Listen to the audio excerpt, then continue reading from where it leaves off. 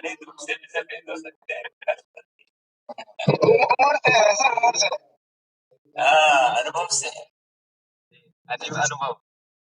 हाँ, पर यार आजकल लोग काले कर लेते हैं तो फिर उनका धीरे धीरे मुंह भी काला हो जाता है।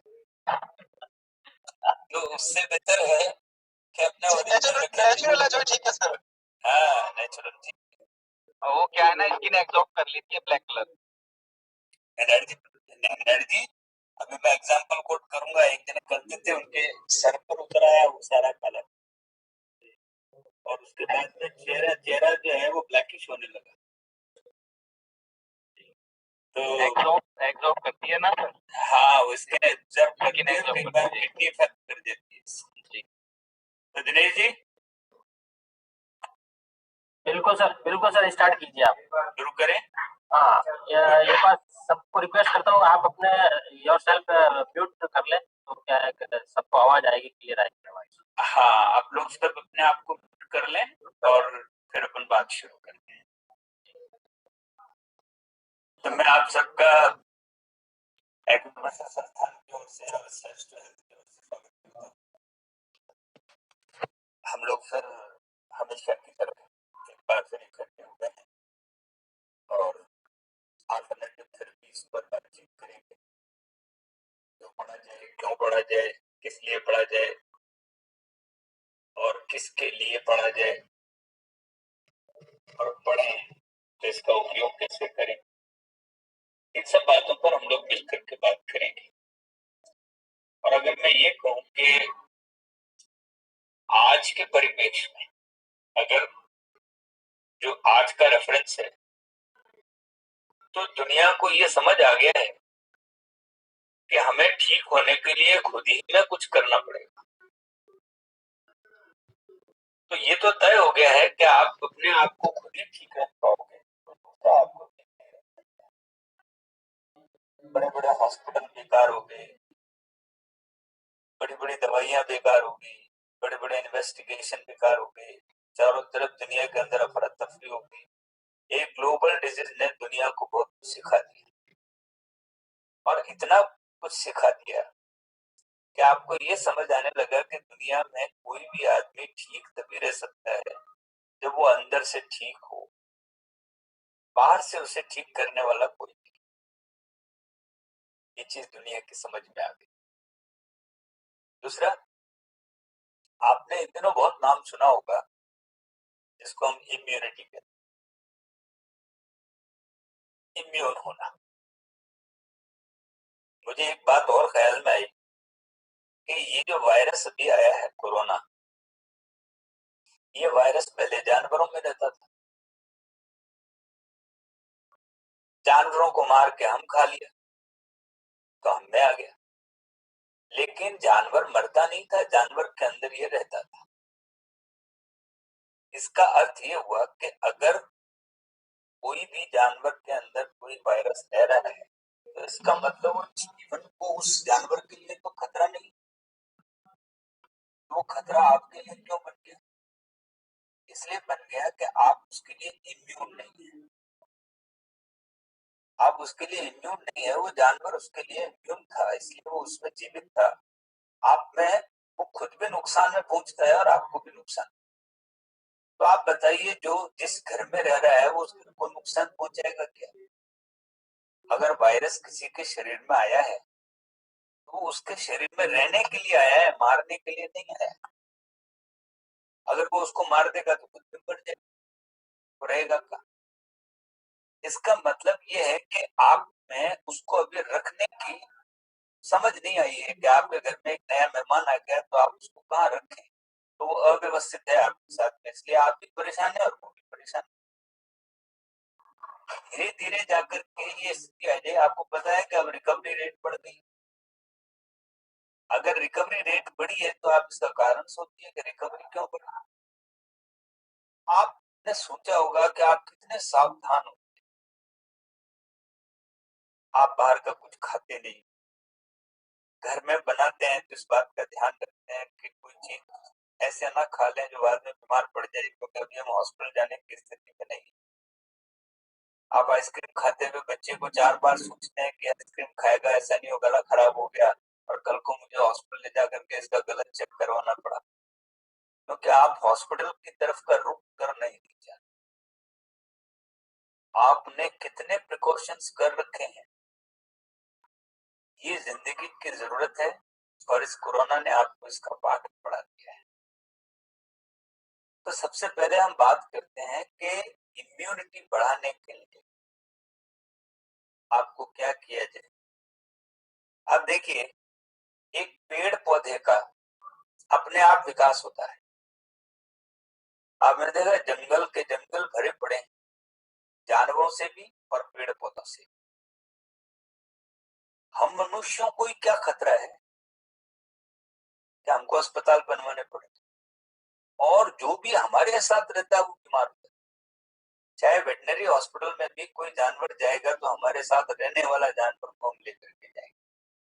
अगर हमारे घर में गमले में पौधा भी होगा तो वो बीमार हो जाएगा, हमको उसको दिखाना पड़ेगा, उसको कुछ न कुछ स्प्रे करके देना पड़ेगा। जंगल का पौधा अपने आप विकसित होता है। तो आपने कभी सोचा कि ह्यूमन बीइंग के अलावा और डोमेस्टिक एनिमल्स के अलावा किसी के लिए कोई हॉस्पिटल है दुनिया में?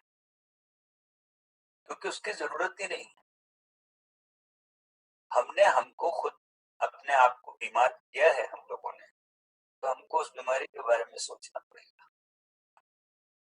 तो अब आप क्या सोचें, देखिए एक क्वेश्चन है हमारा। अभी मैं एक इंफॉर्मेशन पढ़ रहा था, वो कह रहा था कि जितने बीमार हुए उसमें मजदूर कम बीमार हुए और जो समर्थ लोग थे वो ज्यादा बीमार।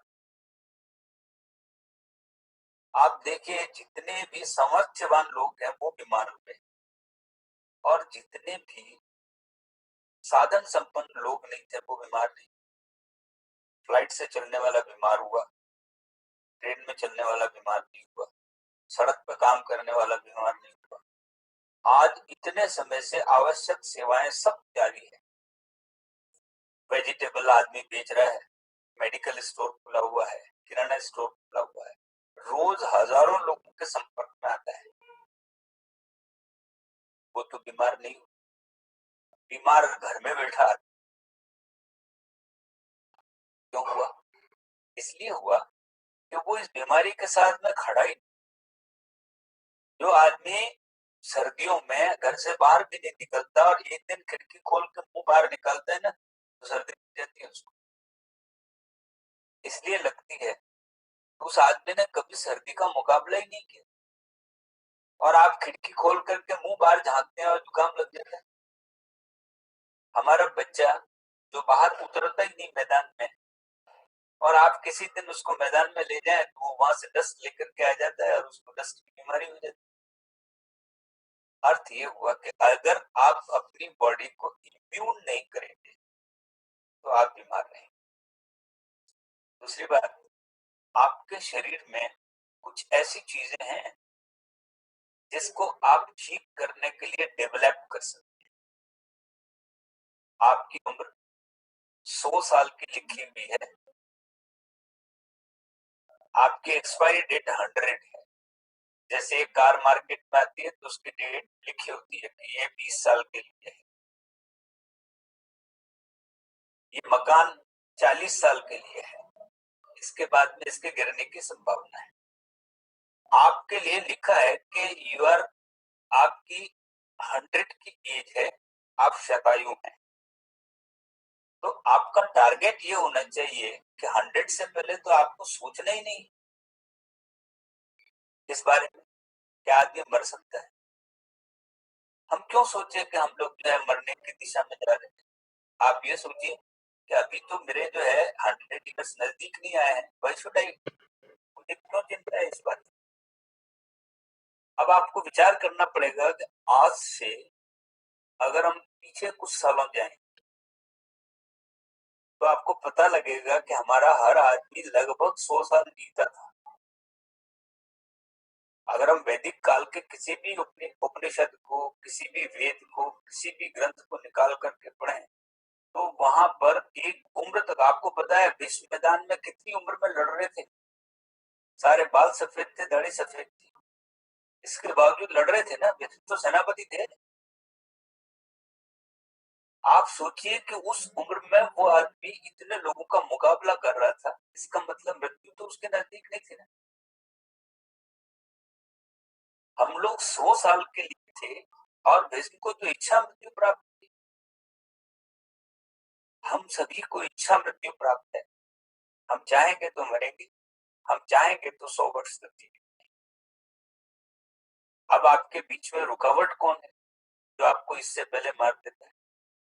वो मार देता है हमारा इम्यून सिस्टम।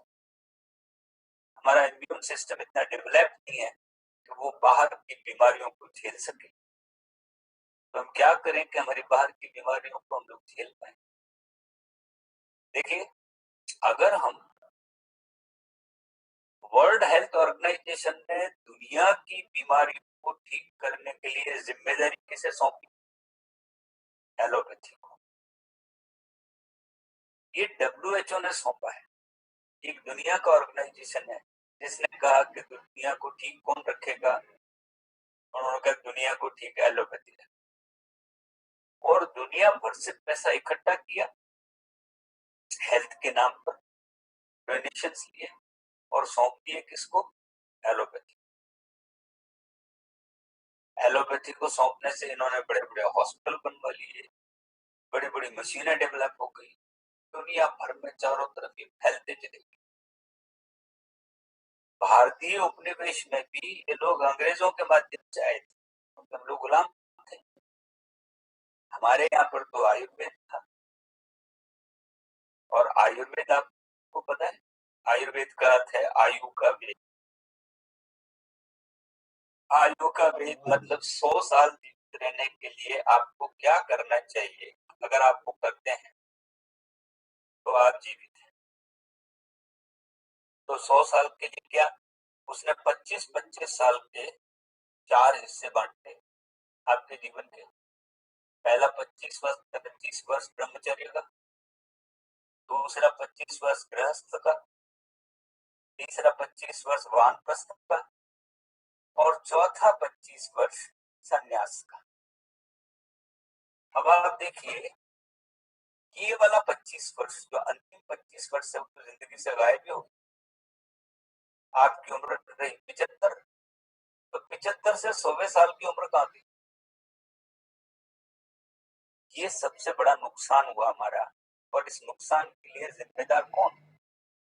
इस नुकसान के लिए जिम्मेदार वो जिन्होंने आयुर्वेद को फॉलो नहीं किया। वो कहते हैं आयुर्वेद, आयुर्वेद कोई बीमारियां ठीक करने का ग्रंथ नहीं है। आयुर्वेद है आयु को बढ़ाने का तरीका। उस किताब में ये लिखा है कि आप अपनी आयु को कैसे बढ़ाएं। और आपको पता है हमारा सबसे बड़ा आशीर्वाद भी यही है, हम कहते हैं आयुष्मान, और हम ये कहते हैं शतायु हो। हमारे यहाँ पर कोई आशीर्वाद देगा तो कहेगा कि शतायु। शतायु का मतलब 100 वर्ष की उम्र को प्राप्त। अब इस 100 वर्ष की उम्र में रुकावटें कौन डाल रहा है? रुकावटें डाल रहा है हम जिस पद्धति को अपना रहे हैं ट्रीटमेंट। अगर हमारे पास बीमारी आ जाती है तो हम बीमारी को ऐसे हथियारों से लड़ रहे हैं जो हथियार हमें ही घायल कर।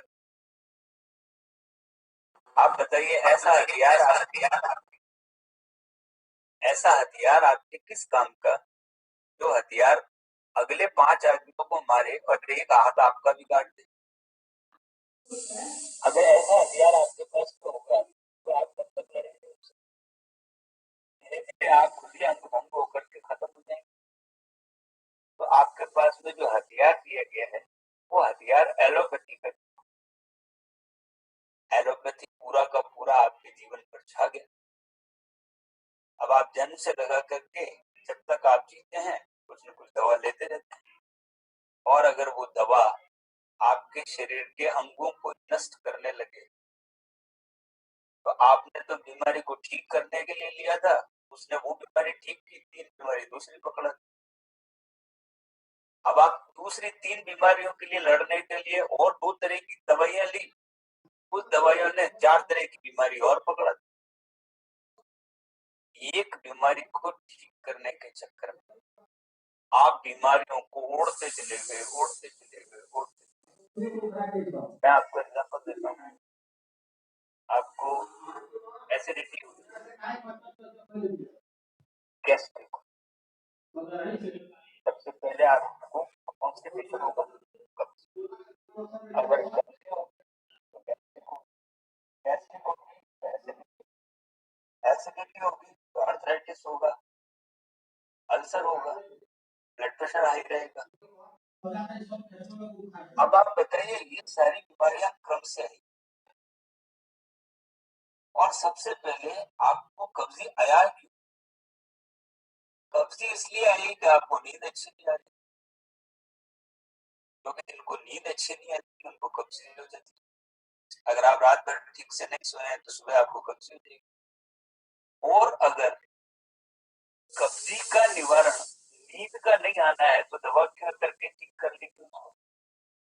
अब आप कब्जे के लिए दवा खा रहे हैं और नींद आपको नहीं आ रही, अब आप एक रोज फाकी लगा लेते हैं, कोई चूरन ले लेते हैं, फिर आप सोचते हैं कब आपको मोशन हो जाएगा। तो ये मोशन तो आपने चूरन से करवाया, या आपने इसबगोल की फाकी लेकर के करवाया, आपकी बॉडी ने खुद ने तो नहीं किया ना।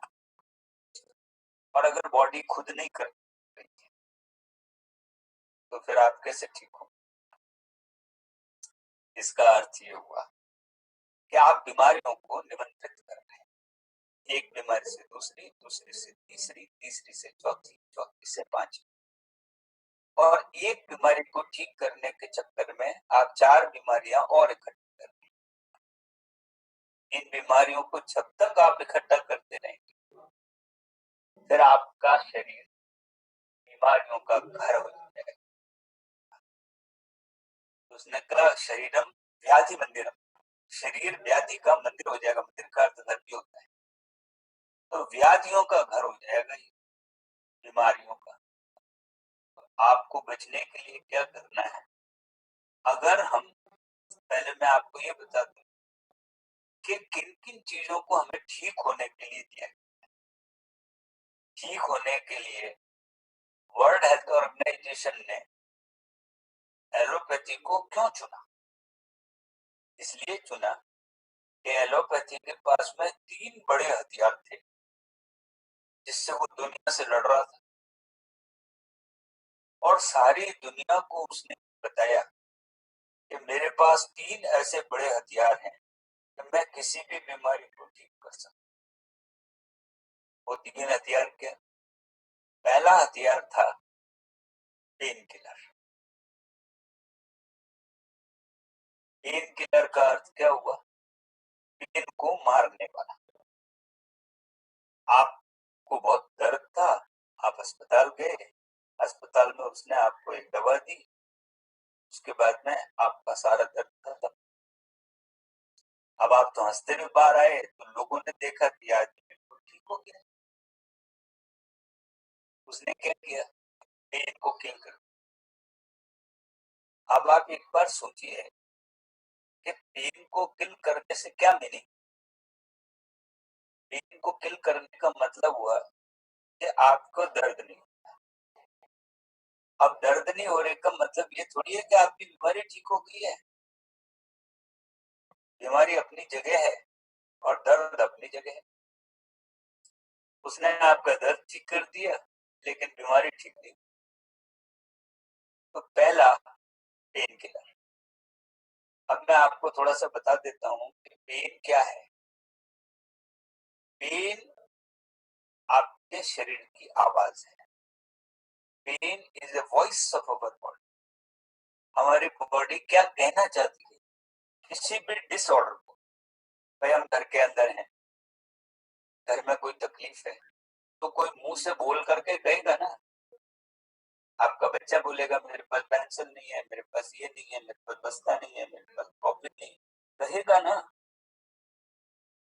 तो आप सुनेंगे। आपकी बॉडी में दर्द होकर के वो ऑर्गन आपको ये कह रहा है कि मुझे तकलीफ है। आपके घुटने में दर्द हुआ, इसका मतलब घुटना कह रहा है कि मुझे तकलीफ है। कमर में दर्द हुआ, इसका मतलब कमर कह रहा है मुझे तकलीफ है। पेट में दर्द हुआ, इसका मतलब पेट कह रहा है मुझे तकलीफ।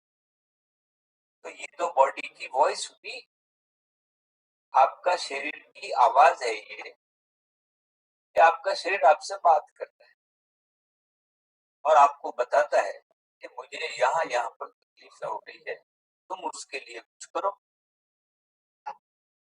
अब क्या करो उसके लिए?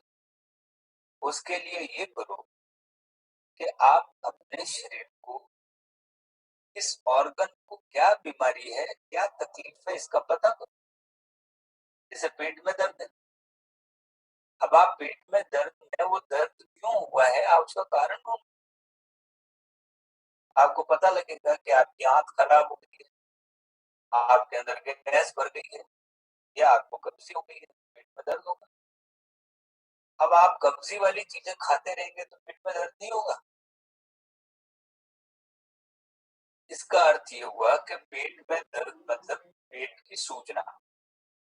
तो ब्रेन को ये सूचित कर रहा है हमारा शरीर कि मुझे ये तकलीफ है, तो आपको पेन होता है। अब मैंने पेन के अगेंस्ट में तो कुछ किया नहीं, और आपको उठा करके पेन किलर दे दिया। अब पेन किलर लेकर के और आप आराम से अपने वो सारे काम कर रहे हैं, आपने वही खाया जो आपको तकलीफ दे रहा था, आपने वही वजन उठाया जो आपको नहीं उठाना था, आपने वही काम किया जो आपको नहीं करना था। इसका मतलब अब आपको सूचना मिलने वाली।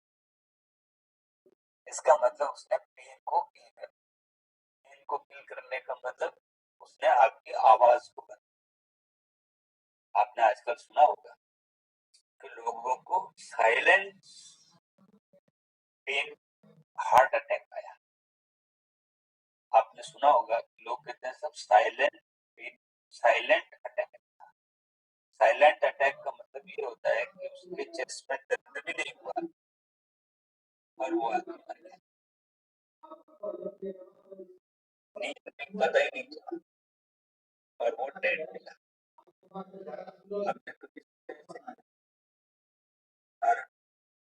जिस आदमी पेन किलर लेकर के सोया हो, उस आदमी को हार्ट अटैक आएगा, तो चेस्ट का छोटा सा पेन जो हार्ट अटैक में आता है, वो पेन कैसे महसूस करेगा वो आदमी? तो उसको पता ही नहीं चलेगा, वो तो नींद में मर गया। तो आप बताइए कि इतनी बड़ी बीमारी की सूचना को आपने पहले, आपने अपना अगर फोन बंद करके सो रहे, इसका मतलब ये थोड़ी है कि घटना दुर्घटनाएं रुक जाएगी। आपके घर पे कोई एक्सीडेंट की इन्फॉर्मेशन देना चाहता है और आपने फोन उठा कर रख दिया बिना किसी सूचना को लेना नहीं, मतलब आपकी को परेशानी होगी। आप जो समय पर जो काम कर सकते थे उसको नहीं किया। इसका मीनिंग हुआ कि पेन किलर लेने पर आपकी सूचनाओं का अभाव हो जाता है। आपके ब्रेन को पता ही नहीं लगता कि आपके शरीर में कहाँ पर क्या चीजों की जरूरत है। आपको पता नहीं लगता कि आपको आराम की जरूरत है या आपको चलने की जरूरत। अगर आपके दर्द है तो आपके चेहरे पर आ जाएगा। चार लोग आपसे आकर के पूछेंगे कि क्या तकलीफ हो गई है, आप बताएंगे कि साहब कमर में दर्द हो रहा है, वो आपको वजन नहीं उठाने देगा, वो आपको कहेगा आपकी कमर में दर्द है, आपकी अटैची मैं उठा देता हूँ। लेकिन अगर आपने पेन किलर ले रखा है और आप अटैची उठा के चल रहे हैं, तो कौन आपको कहेगा कि मैं आपकी मदद कर देता हूँ? इसका मतलब सूचना का अभाव। आपका न तो दूसरों को सूचना मिल रही है और आपने अपने आप को भी अननोन कर लिया दर्द। तो आपके ब्रेन को, अब मैं आपको एक बात बता देता हूँ कि दर्द जो है ब्रेन को होता है, शरीर को दर्द नहीं। जैसे अगर किसी को ब्रेन हेमरेज हो जाए और पैरालिसिस हो जाए, अब आप उसके मुंह में अगर चूड़ी काटोगे तो क्या उसको पता लगेगा? पता नहीं लगेगा। अगर आपने उसकी उंगली तोड़ दी तो उसको पता ही नहीं लगेगा। क्यों? कि उसके ब्रेन में हेमरेज हो गया। ब्रेन जो दर्द को इंडिकेट कर रहा था, उसने वो सूचना ही लेनी बंद कर दी। इसको लोग कहते हैं पैरालिसिस हो गया। पैरालिसिस का मतलब सूचना का न मिलना। अब आपका हाथ की सूचना ही नहीं मिल रही है। आप अगर हाथ गर्म पर रखते हैं तो हाथ जल जाए भले, लेकिन आप हाथ हटा नहीं सकते। इसका मतलब ये हुआ कि दर्द की सूचना बहुत जरूरी है। और आप दर्द के अगेंस्ट में एक्शन लेकर के, और पेन किलर दुनिया का सबसे बड़ा ऐसा हथियार है जो आपके ही शरीर के अंगों को नष्ट करता है, और आप उसे फिर भी हथियार समझ करके लेते हैं।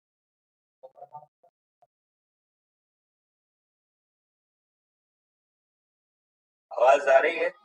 नहीं जी, आवाज आ रही है? हाँ सर, आ रही है। हाँ सर, बिल्कुल।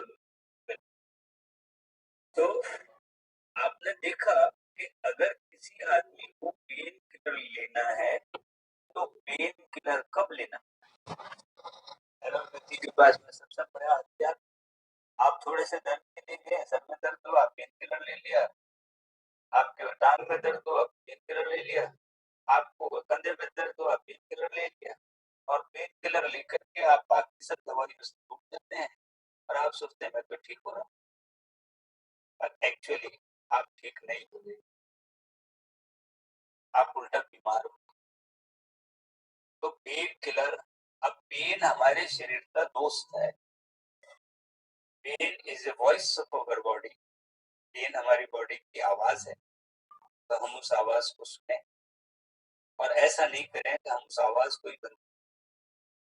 तो पेन किलर तब तक नहीं लेना चाहिए जब तक उसकी इतनी जरूरत नहीं। जैसे अगर कोई आपकी टांग को काटना है, कोई ऑपरेट करना है, कोई कट एंड टोन हो गया है, तो आप सोचते हैं इतने भयानक पीड़ा को बर्दाश्त करने के लिए आपने पेन किलर दिया, वो चलेगा। लेकिन वो पेन किलर नहीं चलेगा अगर आपने उसको वैसे लिया। तो आपको पेन किलर से बचना है, number one. Number two, pain आपके बॉडी में एक उसकी बर्दाश्त करने की हद है।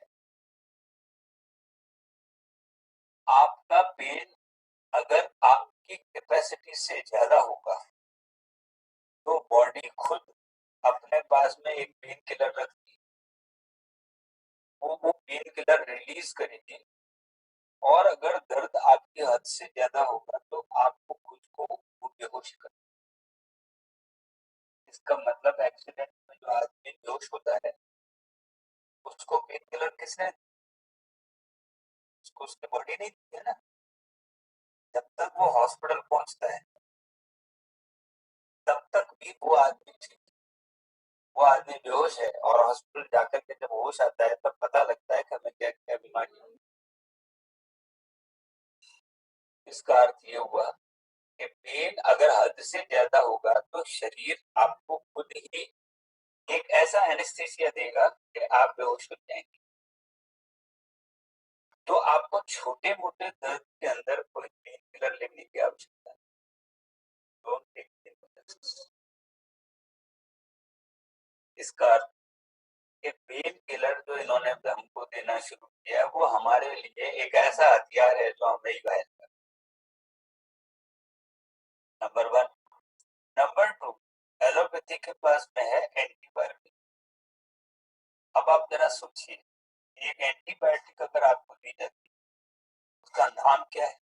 नाम है एंटीबायोटिक। एंटीबायोटिक का मतलब होता है जो बायोटा का एंटी हो, और बायोटा का मतलब होता है जीव जगत। दुनिया में जितनी जीवित चीजें हैं उसका एंटी, उसका एंटी कौन है? एंटीबायोटिक। अब वो आपके शरीर के बैक्टीरिया को मारने के लिए एक एंटीबायोटिक दिया जाता है, लेकिन आपको पता है कि आपका शरीर भी ऐसे ही कोशिकाओं से बना है जैसे जिस बैक्टीरिया को मारने के लिए आपने शरीर को एंटीबायोटिक दिया है। अब आपको पता है कि हथियार को कभी पता नहीं होता तो वो किसे मारेगा? अगर आपके पास स्टैंड गन है और आप चला रहे हैं तो सामने जो आएगा वो मरेगा। एंटीबायोटिक जब आप लेंगे वो आपके अच्छे सेल्स को भी मारेगा और बैक्टीरिया को भी मारेगा। अब आपके बैक्टीरिया के साथ में जो अच्छे सेल मरे हैं उसका काम करेगा आपको।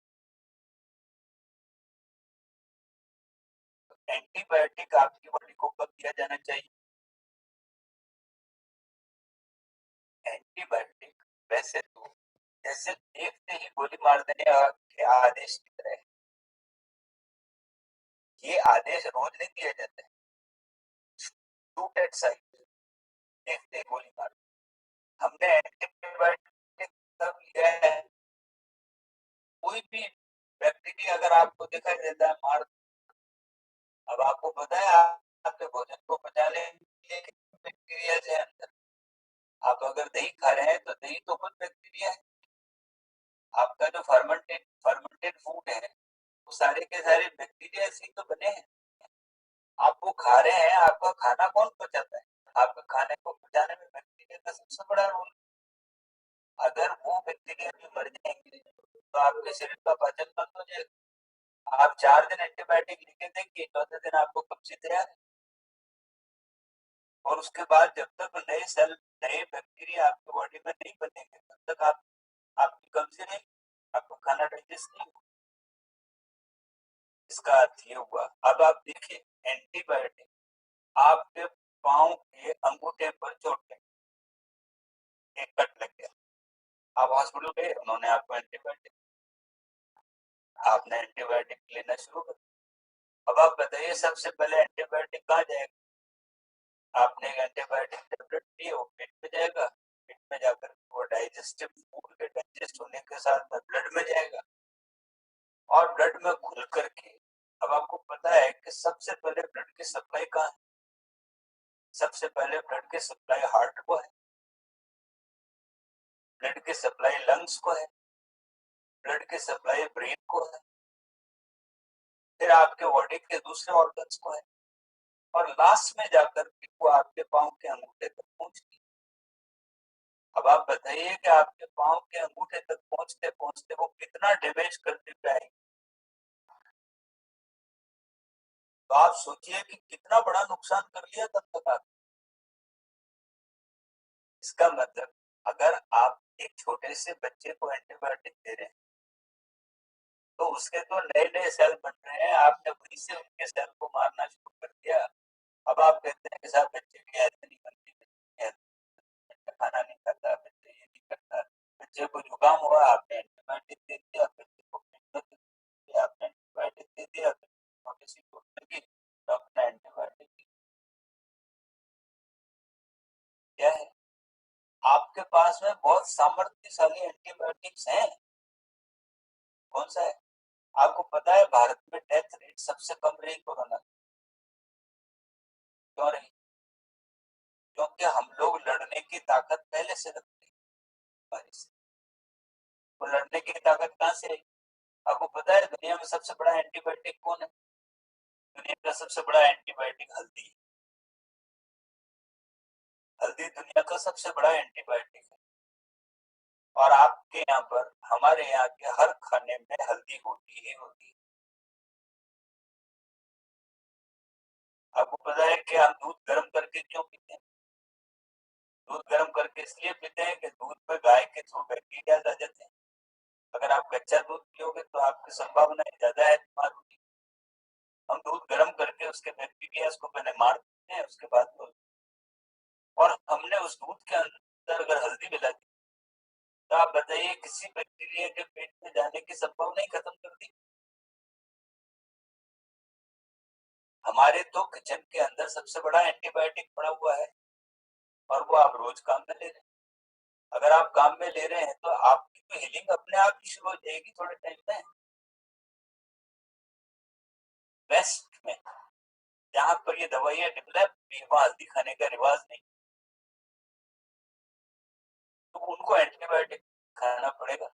हमारी बॉडी तो खुद हील करने लगेगी अपने आप, थोड़ा आप डिपेंड करके देखिए उसको।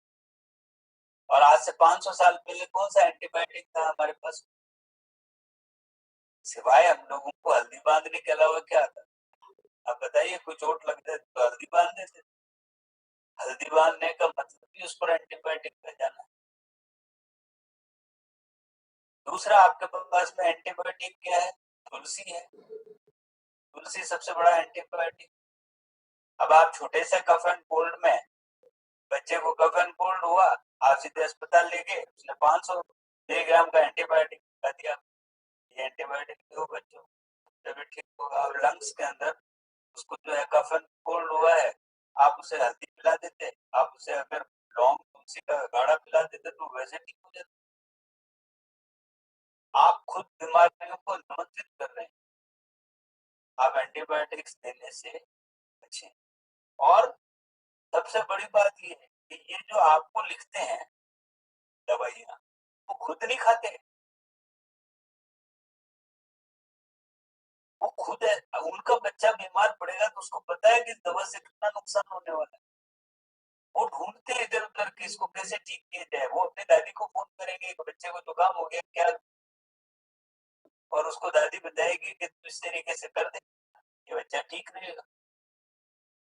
अब आप बताइए, हमारे ट्रेडिशनल ट्रीटमेंट सिस्टम को इतना बड़ा रिजेक्शन, और खुद का समर्थन नहीं। एक लेडी जो आपके घर में अगर एक बुजुर्ग लेडी है तो आपके घर की बीमारियों का आधी बीमारियां तो वही दूर कर देगी। कैसे कर देगी? बेटे ये मत खाओ, इससे तुम्हें ये हो जाएगा। बेटे ये मत लो, इससे तुम्हें ये हो जाएगा। बेटे ऐसा मत करो, इससे तुम्हें ये हो जाएगा। ये क्या है? आप अगर रोज पिज्जा मंगा कर के खाएंगे तो आपके घर के अंदर कोई बुजुर्ग है वो आपको तुरंत रोक देगा, बेटे फिर जंक फूड है ये, समझ लो। इसका अर्थ ये हुआ कि आप अपने खाने में हल्दी तो ले ही नहीं रहे। आप बताइए कौन से पिज्जा में हल्दी लगती है? आपके पास में कौन सा नूडल्स ऐसा है? ये तो भारतीयकरण कर दिया हमने नूडल्स का, कि हम जो बना रहे हैं उसको खुद ही डाल देते हैं, क्योंकि हमारे खाने का टेस्ट बन गया ही। इसका अर्थ ये हुआ। और आपको पता है बैक्टीरिया कहाँ से फैलेगा? बैक्टीरिया हमेशा फैलता है वेजिटेबल से, सब्जियों से, क्योंकि सब्जियां गंदगी में उगती है, और वो सब्जियां जब आपके घर आती है तो बैक्टीरिया लेकर आती है। इसलिए हमारे यहाँ की कोई भी सब्जी बनाते समय ऐसा होता ही नहीं है कि हम हल्दी डाले बगैर सब्जी बनाते। तो आपका किचन आपका आयुर्वेद है। तो आप बताइए कि आपको एंटीबायोटिक तो हम वक्त से देते आ रहे हैं, हमने छोड़ा है कि अब हम व्हाइट पनीर की सब्जी खाएंगे, व्हाइट पनीर की सब्जी में आप हल्दी डालेंगे। आपको पता है कि चावल वर्जित है सफेद खाना, और जो सफेद खाएगा चावल वो डायबिटीज का पेशेंट हो जाएगा। क्यों सफेद बना? आपको पता है कि हमने तो चावल को हल्दी डाले बगैर बनने ही नहीं। अगर आपको चावल बनाना है, या अगर आपको बिरयानी बनानी है, अगर आपको नमकीन चावल बनाने हैं तो उसमें हल्दी को डालना अनिवार्य है। नहीं डालेंगे तो वो बैक्टीरिया लेकर के आएगा, और बैक्टीरिया नहीं लाएगा तो आपकी शुगर बढ़ा देगा। आयुर्वेद ने जिन चीजों को वर्जित किया है, आयुर्वेद ने कहा है कि सफेद निषेध है खाना। हमारे ट्रेडिशन ने कहा है कि सफेद चीज खाने के लिए निषेध है। सफेद किसी भी चीज को खाना वर्जित। अब हम जब हम कलर थेरेपी पर आएंगे, क्योंकि हम लोग अल्टरनेटिव मेडिसिन को पढ़ेंगे, मेडिसिन नहीं तो क्या। अगर आप मेडिसिन नहीं लेना चाहते हैं तो विकल्प क्या है आपके पास? तो विकल्प आपका क्या है? विकल्प है alternative of medicine. Alternative of medicine क्या है? अल्टरनेटिव ऑफ मेडिसिन में वो चिकित्सा पद्धतियां आती हैं जो आपको एलोपैथी की दवा के बगैर ठीक करे। विदाउट मेडिसिनल ट्रीटमेंट है। विदाउट मेडिसिनल ट्रीटमेंट के अंदर आपका एक्यूप्रेशर, आपका magnet therapy, colour therapy, sound therapy, pyramid therapy, Sujok, ये सब थेरेपीज मिलकर के और आपको ठीक रखे। आपको किसी प्रकार की कोई दवा लेने की जरूरत ही नहीं। और मैं आपको एग्जांपल देता हूँ, तो मैं आपसे एंटीबायोटिक की बात कर रहा था, और अगर एंटीबायोटिक से आपको बचना है तो आपको खाने के सिस्टम में चेंज लाना पड़ेगा। तो मैंने आपसे क्या कहा, आपकी इम्यूनिटी अब सारी दुनिया कहती घूम गई तो आपको इम्यून सिस्टम ठीक करने के लिए आप हल्दी का दूध पीजिए, आप लौंग मुंह में रखिए, आप काली मिर्च मुंह में रखिए। ये सब चीजें क्या करेगी, ये सब गर्म पदार्थ है। आप बैक्टीरिया को मारने के लिए चीज को गर्म ही तो करते हैं, एंटी स्टेरलाइज करने के लिए क्या करते हैं, आप बर्तन तक गर्म कर लेते हैं, आप भगोले गर्म कर लेते हैं, आप गर्म पानी से सारी चीजों को लेते हैं। तो अगर आपने हल्दी का यूज किया है, अगर आपने वेजिटेबल्स के माध्यम से आपकी बीमारी आती है, तो हमारी कोई सब्जी बगैर हल्दी डले नहीं बनती। अगर आप वेजिटेबल कोई भी सब्जी में हल्दी डालते हैं तो एंटीबैक्टीरियल हो गई। आप बताइए बैक्टीरिया कैसे घुसेगा। तो तात्पर्य ये है कि एंटीबायोटिक आपके शरीर के अंदर वो एंटीबायोटिक होना चाहिए जो आपकी फैमिली का हो। आपके फैमिली का मतलब बाहरी तत्व नहीं है, क्योंकि आयुर्वेद ने ढूंढ के निकाला है कि मनुष्य के शरीर में हल्दी उसकी फैमिलियर प्रोडक्ट है। आप अगर वो लेंगे तो वो आपको नुकसान नहीं करेगा। दूसरी बात, आपने अब तीसरी उनके पास में है, तो एंटीबायोटिक को हम लोगों को जहां तक हो सकता है रुकना पड़ेगा। तो आप बताइए, एलोपैथी के पास में पेन किलर, और पेन किलर के बाद में एंटीबायोटिक, और एंटीबायोटिक के बाद सर्जरी। अब वो आपको कहेंगे कि चीज को कटवा लो। आपका लीवर खराब हो गया, लीवर निकाल देते हैं। गाल ब्लैडर खराब हो गया, गाल ब्लैडर निकाल देते हैं। टॉन्सिल खराब हो गया, टॉन्सिल निकाल देते हैं। किडनी खराब हो गई, किडनी निकाल देते हैं। अरे उनको भाई क्यों निकालते हैं? ट्रीटमेंट तो, मेरे घर का बच्चा बिगड़ गया है तो मैं क्या निकाल दूं? मैं उसको काट के फेंक दूं? ये तो संभव नहीं है ना। मेरी लास्ट ट्राई ये रहेगी कि वो सुधरे। आपको पता है कि एलोपैथी क्या करती है? Allopathy is supplement, it is not a treatment. Treatment का मतलब क्या होता है? ट्रीटमेंट का मतलब होता है आपका ऑर्गन सुधरे और खुद काम। जो चीज आपको उम्र भर लेनी पड़े, वो चीज को ट्रीटमेंट थोड़ी है। आपका ब्लड प्रेशर है, अब आपको ये गोली सारी उम्र लेनी पड़ेगी। आपको थायराइड है, ये गोली आपको सारी उम्र लेनी पड़ेगी। आपको आर्थराइटिस है, ये आपको हमेशा लेना पड़ेगा। आपको डायबिटीज है, ये आपको रेगुलर लेना पड़ेगा। आप उससे पूछिए, ये दवाइयां है, ये दवाइयां नहीं है, ये सप्लीमेंट्स हैं, ये ट्रीटमेंट। आपकी बॉडी में अगर डायबिटीज होती है तो ये कहते हैं कि साहब पेनक्रियाज ने इंसुलिन बनाना बंद कर दिया, इसलिए हम आपको बाहर से। ट्रीटमेंट तब होता है जब आपकी बॉडी का पेनक्रियाज खुद इंसुलिन बनाता, तो हम कहते हैं ट्रीटमेंट हो रहा है। आपने बाहर से दे रहे हैं, ये तो सप्लीमेंट हुआ, ट्रीटमेंट क्या हुआ? आपका ऑर्गन वो पेनक्रियाज तो धीरे धीरे और मर जाएगा। अब आप 30 साल की उम्र में अगर किसी को डायबिटीज हुई, 40 साल की उम्र में, तो वो कब 100 साल पकड़ेगा? बताइए आप। तो वो तो ये सोचेगा कि अब बस मेरे को तो गोली के सहारे देता हूँ, जिस दिन नहीं ली उस दिन ही बीमारी शुरू। आपके पेनक्रियाज को खुद इंसुलिन बनाना, और ये कैसे बनेगा? ये इंसुलिन तब बनेगा जब आप अपना ट्रीटमेंट खुद करना शुरू। और वो ट्रीटमेंट क्या होगा? पेनक्रियाज का इलाज करना है। हम पेनक्रियाज को ताकत दें, सप्लीमेंट दे करके। मेरा बच्चा ये काम नहीं कर रहा है, चलो दूसरे बच्चे से करवा ले। वो बच्चा तो निठल्ला हो जाएगा ना, तो पेनक्रियाज आपका निठल्ला हो जाएगा, घुटना आपका निठल्ला हो जाएगा, कोई काम नहीं करेगा, और आप सब काम दूसरों से करवाएं। सर्जरी, सर्जरी कोई दुनिया का आदमी करवाना नहीं चाहता।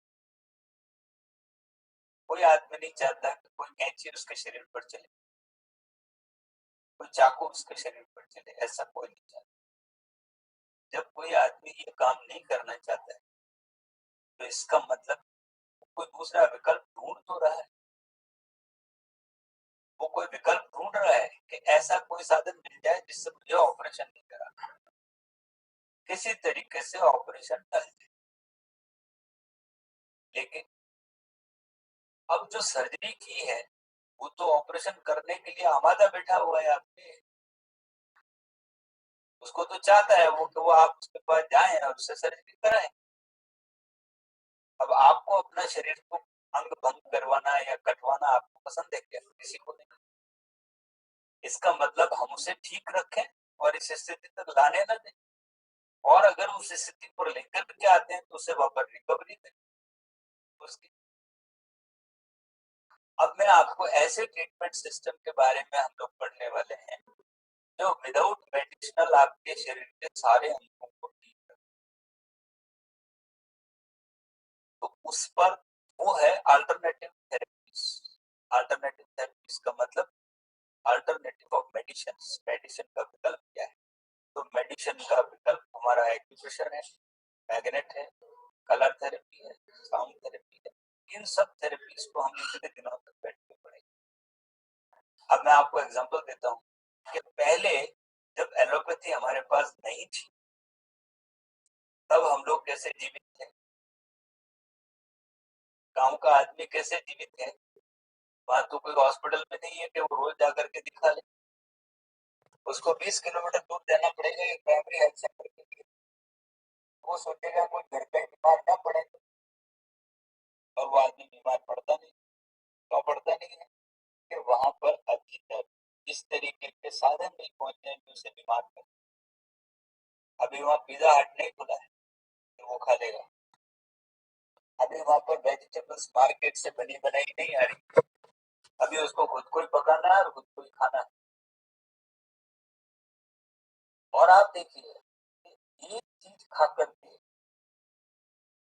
एक सब्जी और चपाती या चावल और एक दाल खा करके वो अपने सारी 100 साल की जिंदगी जीता है। आप अगर होटल पे जाकर के 25 तरह की चीजें खा करके स्वस्थ नहीं रहते, और घर की इतनी सी चीजें खा करके भी आप स्वस्थ हो जाते हैं। तो आप सोचिए कि आपको क्या करना है।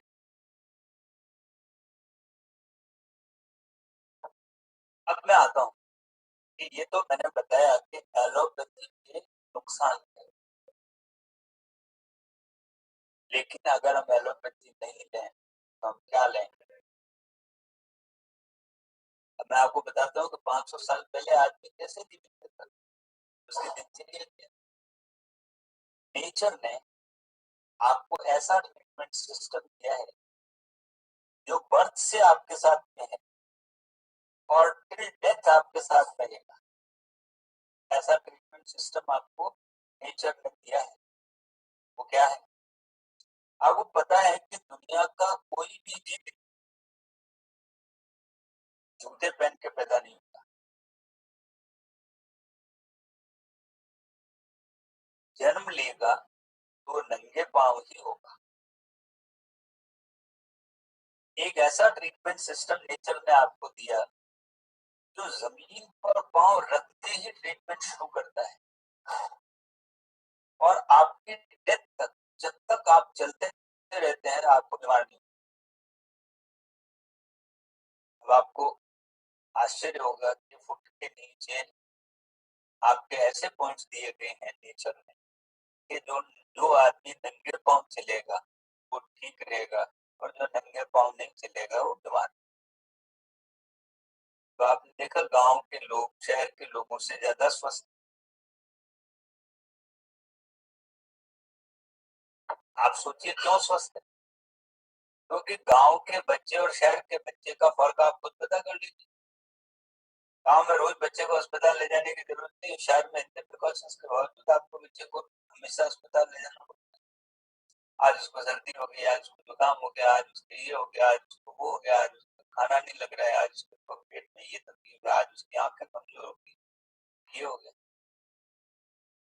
गांव का बच्चा बीमार क्यों नहीं हो रहा है? क्योंकि वो नंगे पांव दौड़ रहा है। जो भी व्यक्ति नंगे पांव चलेगा, उसके पांव के नीचे इस तरीके के पॉइंट्स हैं जो आपके शरीर को स्वस्थ रखते हैं और आपकी बॉडी को ठीक करते रहते हैं। इस स्टडी को हम लोग रिफ्लेक्सोलॉजी कहेंगे, जो जो डिप्लोमा इन एक्यूप्रेशर थेरेपी में आपको पढ़ाया जाएगा। तो बताएंगे कि पांव के नीचे आपके कहां पर क्या क्या पॉइंट्स हैं जिनको दबाने से वो व्यक्ति ठीक रहता है। आपको पता है ट्रेडिशनली हम लोग हमेशा नंगे पांव चलने की आदत है। आज हम लोग जूता पहन करके चलते हैं, घर में भी चप्पल पहन कर। जो आदमी चप्पल पहन करके चलेगा वो आदमी स्वस्थ नहीं रह सकता है।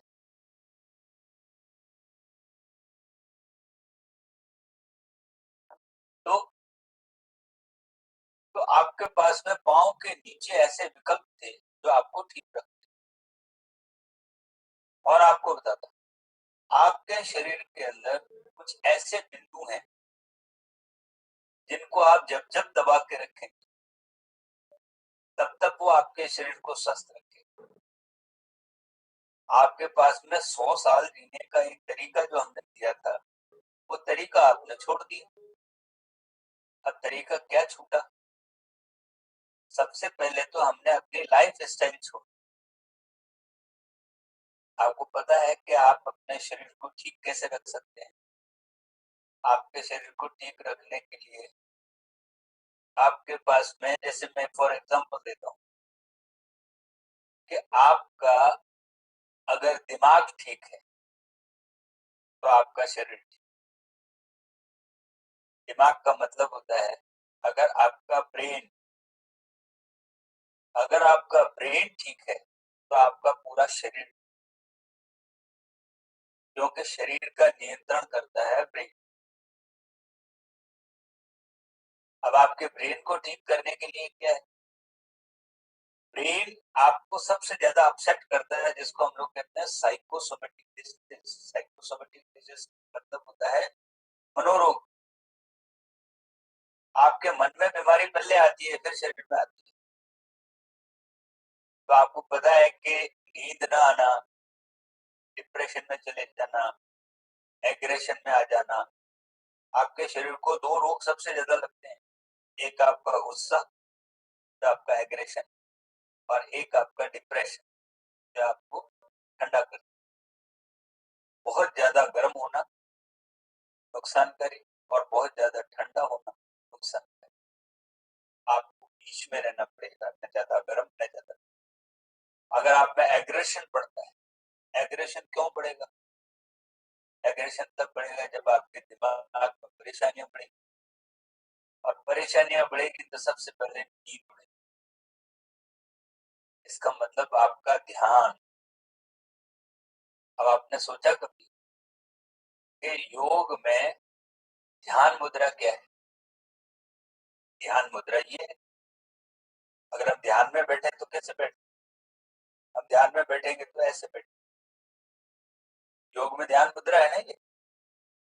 अंगूठे के इस पर हाथ रख करके हम ऐसा बैठ जाते हैं, और अगर हम ऐसे बैठते हैं तो हम लोग ध्यान मुद्रा। आपको पता है कि उपनिषद काल से हमारे ऋषि मुनि ध्यान में ऐसे बैठे। अब आप थोड़ा सा ध्यान दें कि ध्यान मुद्रा का अर्थ होता है मस्तिष्क, दिमाग को ठीक। और अगर आप दिमाग को ठीक रखना चाहते हैं तो इस दबा रिफ्लेक्स में इस जगह पर ब्रेन का ब्रेन है।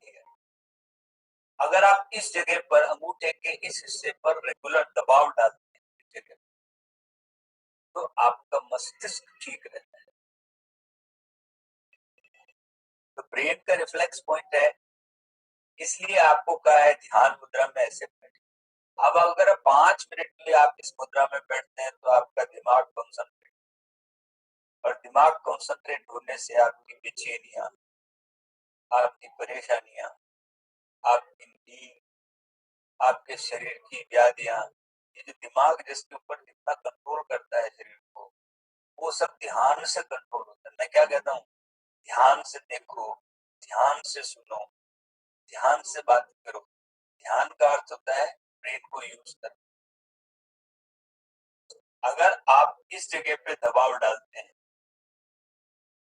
तो आपका ब्रेन ठीक है। अब आपको पता है सबसे ज्यादा बीमारियां दिमाग,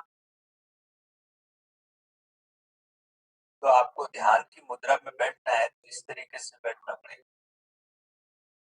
इसका मतलब ये दबाव का बिंदु है। नंबर 1, आपके शरीर में एक होता है तन, तन का मतलब होता है शरीर, और एक होता है मन, मन का मतलब होता है इमोशन। आप इमोशनली बीमार हो जाते हैं। इमोशनली बीमार होने का मतलब यह है मन का नहीं लगना।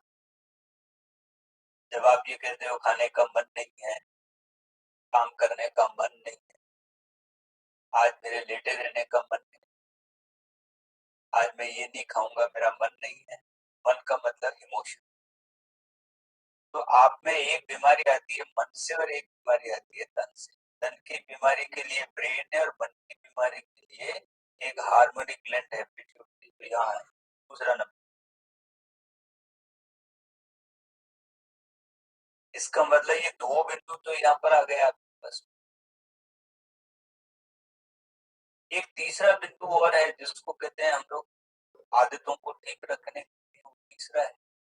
अब आप देखिए कि हमने 100 साल पहले हमारा आदमी 100 साल कैसे जीता था। वो इन तीनों ही बिंदुओं को रोज प्रेशर करता, रोज का रोज प्रेशर। उसने प्रेशर कैसे किया? मैं कहता हूँ हमारे ट्रेडिशन में, अब हम सबको तो इलाज नहीं कर सकते, तो हम उसे कहते हैं चलो एक काम करो, आप ठीक रहना चाहते हो तो इन तीनों पॉइंट्स को दबाओ। और वो इन 3 पॉइंट्स को रोज दबाता नहीं। तो हमने क्या किया, हमने उसको कहा जो आदमी रोज की एक माला फेरेगा वो आदमी 100 साल। अब एक माला का मतलब एक रिंकल्ड दाना, इसका रोल यहाँ पर। अब आप सोचिए ब्रेन, पिट्यूटरी और पीनियल तीनों पॉइंट्स का रोज किया जाना। जो आदमी इन 3 पॉइंट्स को रोज कर रहा है वो आदमी बीमार नहीं हो सकता। ये आपके हाथ में भी और ये आपके पाँव में भी। पाँव में नंगे पाँव चलते हुए ये तीनों पॉइंट्स अपने आप दबते हैं, और हाथ में दबाने के लिए आपको बैठ करके इसको घुमाना पड़ता है। अगर आप इन 3 पॉइंट्स को रोज करते हैं तो आपके शरीर में बीमारी आ नहीं सकती। तो बीमारी को रोकना है तो आपको इन 3 पॉइंट्स को करना पड़ेगा। ये 3 पॉइंट एक्टिव रहने चाहिए। तो हमने एक ट्रीटमेंट दिया था कि आप रेगुलर, जो भी आदमी इन 3 पॉइंट्स को प्रेस करेगा वो आदमी स्वस्थ रहेगा। तो इन 3 पॉइंट्स को प्रेस करने के लिए हमने एक प्रोविजन दिया कि जब भी कोई बीमारी हो तो आप लेकर के एक माला लेकर के बैठ जाएं और इसको घुमाना शुरू करें। वो दाना रिंकल्ड है,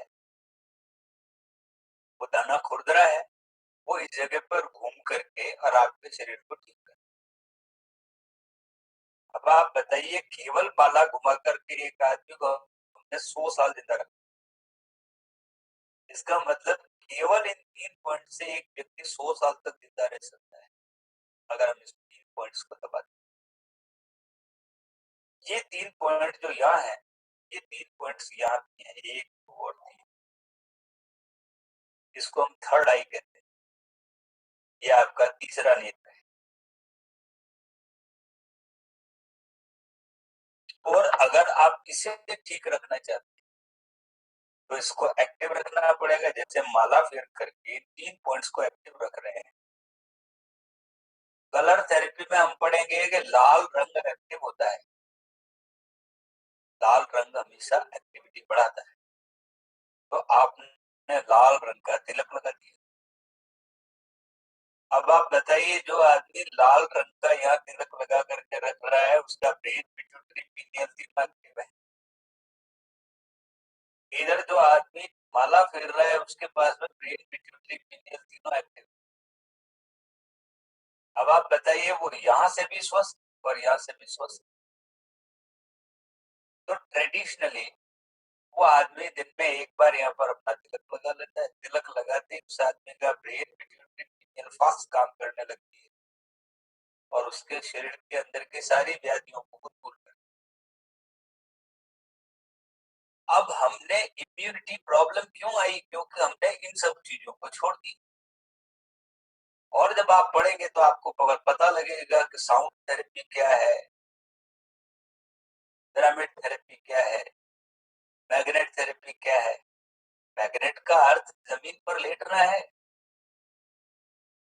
अगर आप जमीन पर लेटेंगे तो ही रिचार्ज होंगे। एक पेड़ को जमीन से उखाड़ करके देखो, आप मर जाएगा। आप तो जमीन के संपर्क में नहीं आ रहे। अब आप चप्पल पहन के घूम रहे हैं, जूता पहन के घूम रहे हैं, पलंग पर लेट रहे हैं, तो आप ठीक कैसे होंगे? अगर आपको ठीक रखना है तो जमीन पे पाँव रखना पड़ेगा, और जमीन पे पाँव रखोगे तो ये एनर्जी मिलेगी आपको। ऐसी आश्चर्यजनक चीजें आपके शरीर के साथ में आप कर सकते हैं कि आपका शरीर खुद ही ठीक रहेगा और आपको पता भी नहीं लगेगा। हमारे यहाँ पर गांव का आदमी अभी भी 80 साल का आदमी 10 किलोमीटर पैदल चल लेता है, और हमारे शहर के आदमी को 1 किलोमीटर चलने में जरूरत। वो 10 किलोमीटर क्यों चला? क्योंकि वो घर में हमेशा नंगे पाँव रहता है, जमीन के साथ जुड़ा रहता है, बाहर पेड़ तक जाता है, पेड़ के नीचे बैठता है, कहीं न कहीं वो बैठता है तो जमीन के संपर्क में है। वो जमीन पर ही बैठ जाता है, जरूरत पड़ती है जमीन पर ही लेट जाता है। वो खेत में अक्सर जो जाते हैं, वो कहाँ कहाँ उनके पास में कोई लेट के बैठने की जगह होती है। वो जमीन पे बैठा है तो उसको स्वस्थ है, कारण उसकी बॉडी पे मैग्नेटिक रिचार्ज हो रही है। अगर आप बॉडी को रिचार्ज नहीं करोगे तो आप बीमार ही होगे। बैटरी रिचार्ज नहीं होगी तो खत्म हो जाएगी। आप जब बैटरी रोज रिचार्ज करते हो तो शरीर को रिचार्ज क्यों नहीं करते? इसका मतलब, अब आपको मैं ट्रेडिशन बताता हूँ। मंदिर में जाकर दंडवत प्रणाम करना क्या है? अगर आप ऐसे जाकर के लेट जाते हैं तो आपको पारंपरिक रूप से जो आदमी रोज मंदिर जाता है वो जाकर के ऐसे लेट जाता है, लेटता है तो उसके शरीर को मिलता है, उसके पूरे शरीर को मैग्नेटिक चार्ज मिल जाता है। और आपने देखा होगा, इन दिनों सब लोग कहते हैं विटामिन डी की कमी है, विटामिन डी की कमी, और इम्यूनिटी में विटामिन डी जरूर। विटामिन डी कहाँ से मिलता है? धूप से। तो हमने आपको बताया कि सुबह के समय सूर्य के सामने जाना जरूरी है। और सूर्य नमस्कार कर लिया,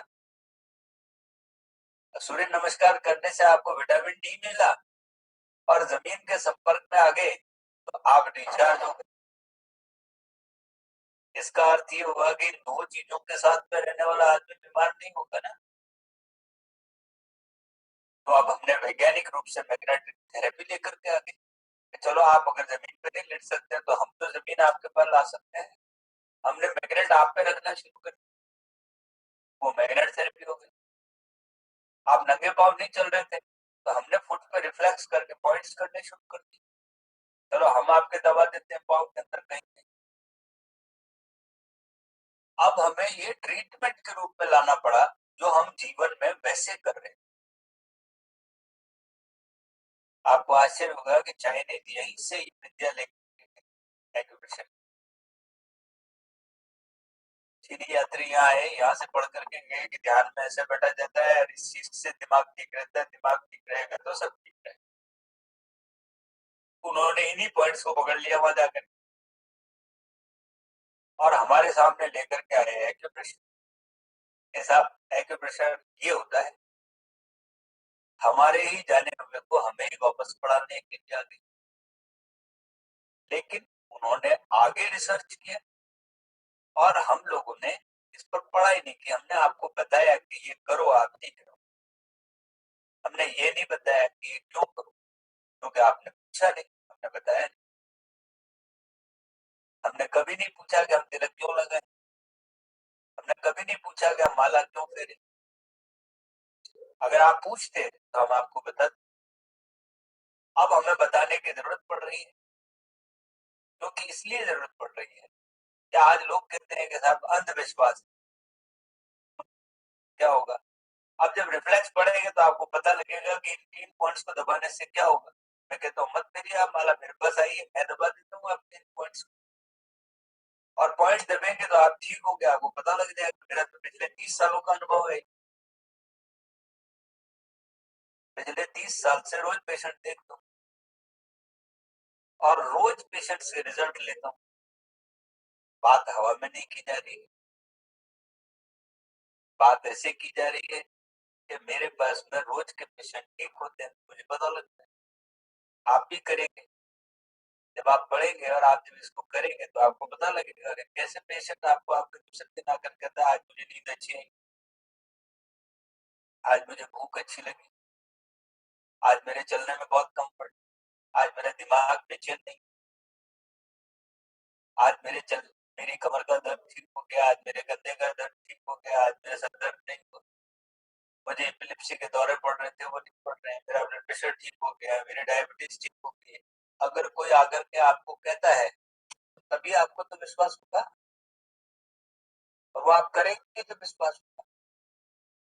हम इन सब बीमारियों के बारे में पढ़ेंगे, इन चीजों के बारे में पढ़ेंगे कि आपको कैसे ठीक होना है, कैसे आप लोग कैसे आप ठीक होने की तरफ बढ़ेंगे। तो आपके पास में एक्यूप्रेशर, मैग्नेट, कलर, साउंड, इन सब चीजों का आपको पढ़ाया जाएगा। अगर मैं ये कहूँ साउंड सिस्टम, आपको पता है साउंड कैसे काम करती है? अगर आप एक जगह पर जाकर के और संगीत सुनते हैं, अगर आप मंदिर जाते हैं, आपको पता है कि इवनिंग का टाइम और मॉर्निंग का टाइम, दो टाइम पर आपका शरीर सबसे ज्यादा बेचैन होता है। दो टाइम आपके बेचैनी का पीरियड है। कौन सा पीरियड? एक पीरियड अर्ली मॉर्निंग, एक पीरियड इवनिंग, जो शाम। क्योंकि शाम न तो दिन है न रात है। इसी तरीके से सुबह जो प्रातः काल है वो न तो रात है न दिन, न तो सूर्य पूरा उगा है, न तो दिन हुआ है, और न चांद पूरा ढला है। ये हमारी उम्र में भी आती है। कौन सा? एक पीरियड होता है जिसको हम कहते हैं किशोर अवस्था। किशोर अवस्था में न तो वो बच्चा है न वो युवा है। सबसे ज्यादा तकलीफ उस बच्चे को संभालना होता है जो किशोर होता है। हर पीरियड्स को किशोर की चिंता करनी, वो कभी डिप्रेशन में आ जाता है, कभी एग्रेशन में आ जाता है, कभी गुस्सा करता है, कभी चुप रहता है, कभी शांत हो जाता है। ये सब उसमें बीमारियां आने लगती। तो हम कहते हैं कि ये टीन एज की बीमारियां। इसके बाद बीमार कब होता है आदमी? वापस प्रौढ़ अवस्था। प्रौढ़ अवस्था आपकी सांझ है, इसमें आप न युवक है न वृद्ध है, या फिर बीमारियां। इसका मतलब आपके पास में दो पीरियड है बीमारियों के, सुबह और शाम, और आपकी जिंदगी की सुबह और शाम। इन दोनों में बीमार होने की संभावना ज्यादा है। तो आप क्या करेंगे? इन्हीं संभावनाओं पर यहाँ पर हमें विशेष ध्यान रखना पड़ेगा। तो हमने क्या किया?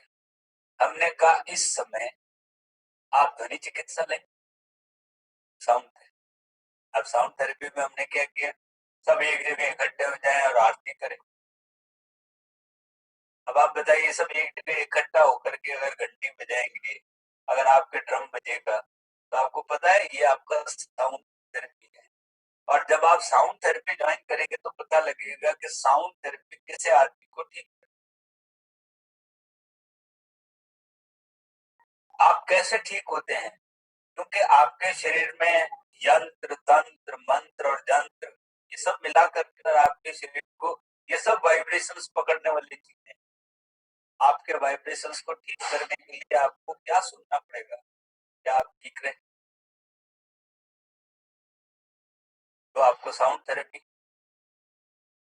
आपको क्यों, कहाँ पर क्या रंग लगाना है आपको पता? हम यहाँ चंदन लगा रहे हैं, हम यहाँ पर तिलक लगा रहे हैं, हम यहाँ पर काला रंग लगा रहे हैं, हम यहाँ पर सफेद रंग लगा रहे हैं, सफेद चंदन लगा रहे हैं, हम यहाँ पर लाल रंग लगा रहे हैं, हम यहाँ पर काला रंग। आपने कभी सोचा कि ये क्यों कर रहे हैं? अगर आप कलर थेरेपी पढ़ेंगे तो आपको सब पता लग जाएगा कि हम ये सब क्यों कर रहे हैं। आपको ये पता लग जाएगा कि आपके शरीर में हम किसी भी दर्द पर वहां दबाना क्यों शुरू कर देते हैं। आप सर दर्द है तो सर दबाने लगते हैं, पेट दर्द है तो पेट दबाने लगते हैं, पाँव दर्द है तो पाँव दबाने लगते हैं।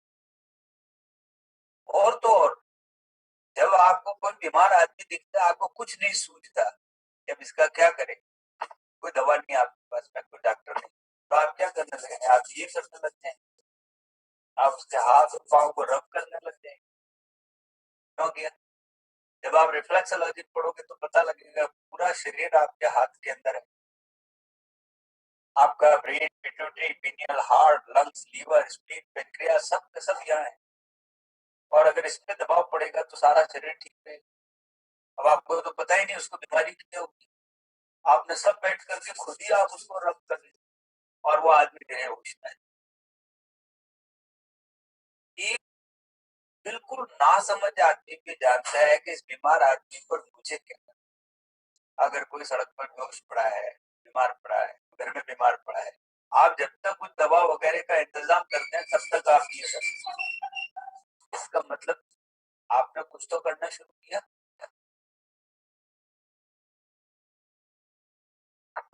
ठीक होने के लिए आपके शरीर के अंदर ही चीज है तो आपको ठीक करने की।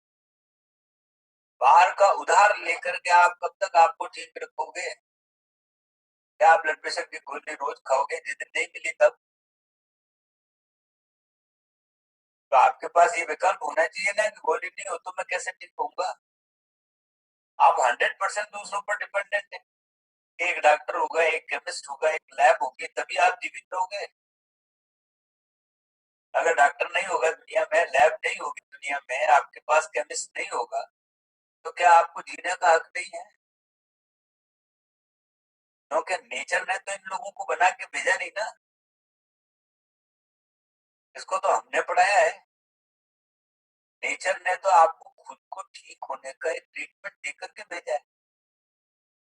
वो ट्रीटमेंट हमें खुद को ही करना पड़ेगा। आप बताइए दुनिया का कौन सा जानवर पलंग सोता है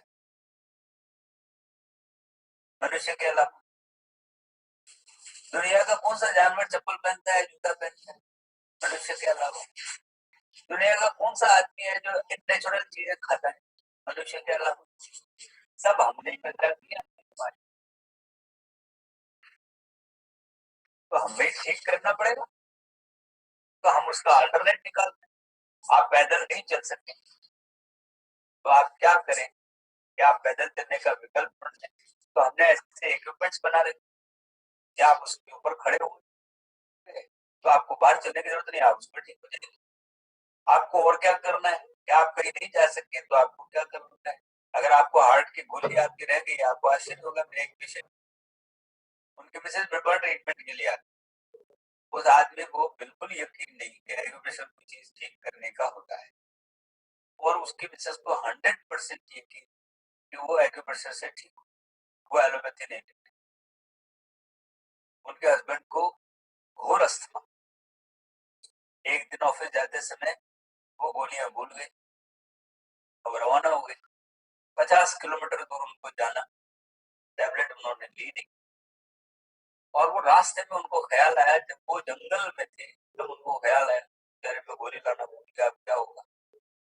अब अगर मेरे को अस्थमेटिक अटैक आ गया इस वक्त, तो न तो मेरे पास इनहेलर है, न मेरे पास में दिन में लेने वाली टेबलेट है, मैं क्या करूंगा? चूंकि वो मेरे मिसेस को लेकर के हमारे पास आते थे और बातचीत होती थी, तो उन्होंने ये सोचा कि अब इस समय मैं क्या कर सकता। तो उन्होंने मिसेस को फोन किया कि मैं तो गोलियां भूल गया हूँ। तो मिसेस ने कहा मैं डॉक्टर साहब से बात करके आपको कुछ पॉइंट्स बताती हूँ, वो आप करते रहना। उन्होंने मुझे फोन किया, मैंने उनको बताया कि आप अगर अस्थमेटिक पेशेंट है तो ये पॉइंट्स करवाइए, और ये पॉइंट्स करने पर उनको अस्थमेटिक अटैक नहीं हो। वो सारे दिन भर वो वही पॉइंट्स करते रहे और उनको कोई अटैक नहीं आया, और वो दूसरे दिन से मेरे पास में आ गए और आकर ही कहने लगे सर ये बहुत जरूरी, कम से कम इस ट्रीटमेंट को लेना बहुत जरूरी है। मैं अब समझ गया हूँ कि लाइफ के अंदर दूसरे पर डिपेंडेंट ट्रीटमेंट आप नहीं ले सकते। आप बताइए, आप फ्लाइट में हैं, आप बस में हैं, आप रेल में हैं, आप ऐसी जगह पर हैं, आप जंगल में हैं, आप पिकनिक स्पॉट पर हैं, आप बीमार हो जाए, आप क्या करेंगे? ना तो डॉक्टर है आपके पास, ना आपके पास केमिस्ट है, ना आपके पास दवाई है। आपके पास एक विकल्प है कि आपके शरीर के अंदर रोग को ठीक करने के लिए जो दबाव बिंदु है, वो तो आपको छोड़कर कहीं नहीं जा सकते। आपको दवाइयों का बैग को लूट के ले जा सकता है, अब आप कैसे पॉइंट्स कैसे को ले जाएगा? आपने तुरंत उन पॉइंट्स को करना शुरू किया और आपने अपने आप को स्वस्थ कर दिया। इस ट्रीटमेंट सिस्टम की खूबी ये है कि इसके लिए आप किसी पे डिपेंडेंट नहीं है अगर आपको आता है।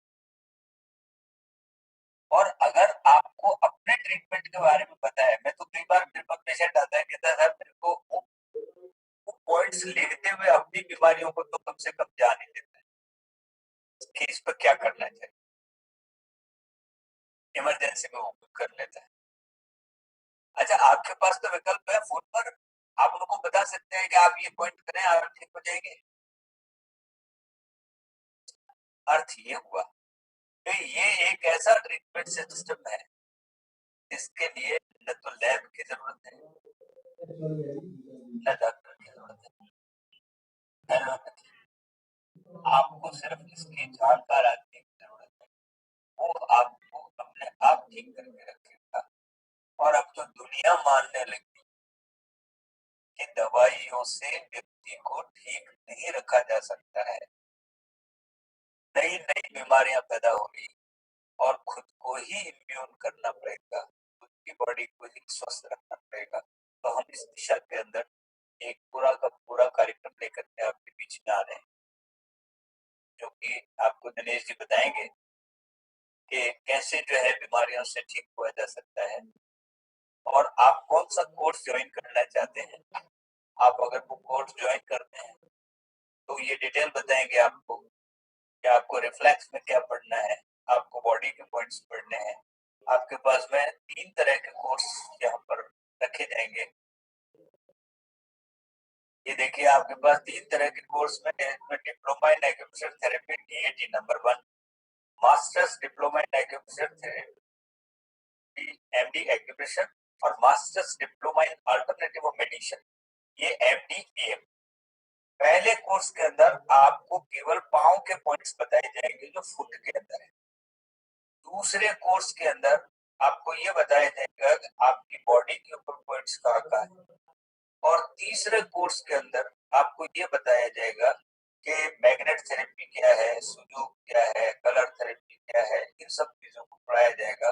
और आप एक बार में सारे कोर्स ज्वाइन कर सकते हैं, क्योंकि इनके हमने अलग अलग टाइम रखा है। 3 बजे से 4:30 बजे तक है, 5 बजे से 6:30 तक है, 7 बजे से 9।